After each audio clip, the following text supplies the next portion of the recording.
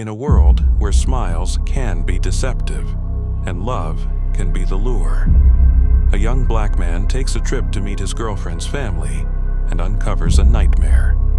This is the chilling story of Get Out. Chris Washington, a talented black photographer, is preparing for a weekend getaway with his girlfriend, Rose Armitage. They're heading to her family's estate out in the quiet, white countryside. Chris asks cautiously, "Do they know I'm black?" Rose laughs, saying her dad would have voted for Obama a third time.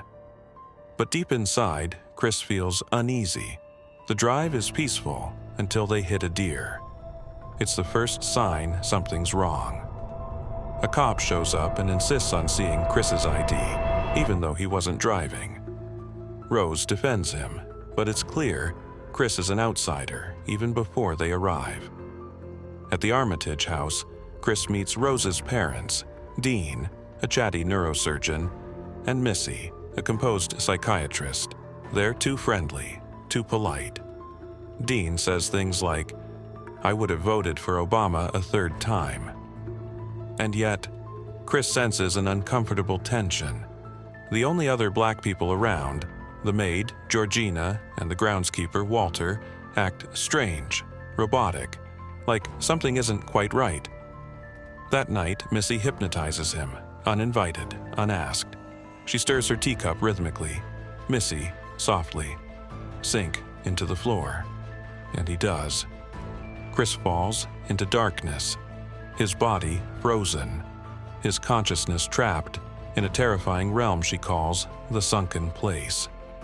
The next day, guests arrive for the Armitage family's annual party, all white, all rich, and all interested in Chris. They comment on his build, his skin, his genetic makeup. Chris feels objectified, like he's on display. Then he meets Logan King, the only other black man at the party. But Logan is weird, overly formal, too controlled.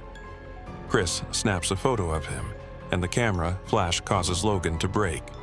He screams, "Get out! Get out!" He lunges at Chris before being dragged away. The truth begins to creep in. Chris decides it's time to leave. He begs Rose to find the car keys, but she stares at him. And with a chilling smile, she says, "You know, I can't give you the keys, babe." Everything was a setup. The Armitages run a sinister operation.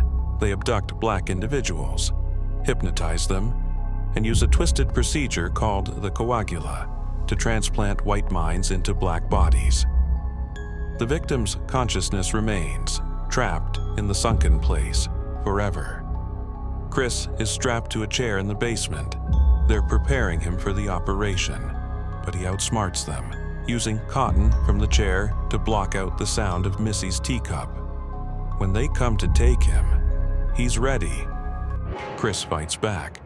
He impales Dean with a mounted deer head. He stabs Missy. He strangles Jeremy. He escapes the house. But on the road, he hits Georgina. Feeling guilt, he picks her up, but inside her is the grandmother's consciousness. She attacks. They crash. She dies. Walter arrives. It's the grandfather in a younger man's body. Chris flashes the camera. Walter awakens, and with Rose's rifle, he shoots her, then turns it on himself. Chris stands over a bleeding Rose. Sirens approach. He freezes, a black man, over a dying white woman's body. But it's not the cops, it's Rod, his best friend from the TSA. And they drive away. Chris is alive, but not unbroken. The Armitages are dead, but the system that enabled them still lives. This is the true horror behind Get Out, where racism wears a smile, and the Sunken Place is more than just a metaphor.